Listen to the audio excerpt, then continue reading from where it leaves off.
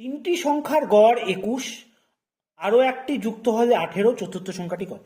তিনটি সংখ্যার গড় 21, তাই তিনটে সংখ্যার টোটাল কত, মোট কত? 63।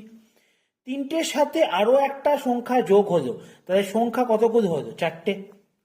চারটে সংখ্যা হলো, এদের গড় কত হলো? 18, তাহলে টোটাল কত হলো? চারটে মিলে 72। আগে ছিল 63, এখন হলো 72।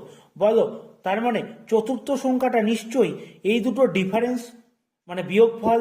72 থেকে 63 বিয়োগ করলে হয় 9, অর্থাৎ 9 হচ্ছে এই ফোর্থ নাম্বার। ফোর্থ নাম্বার হলো, ফোর্থ নাম্বারটা হচ্ছে 9। ভালো লাগলে চ্যানেলটিকে সাবস্ক্রাইব করো, বন্ধুদের মধ্যে শেয়ার করো, নিজেরা লাইক কমেন্ট করে জানাও কেমন লাগছে। চ্যানেলটির সাথে অবশ্যই থাকো, তার কারণ ভবিষ্যতে ডাব্লিউবিপি, ডাব্লিউবিপিএসসি এবং অন্যান্য সমস্ত সরকারি চাকরি পরীক্ষার অঙ্ক এখানে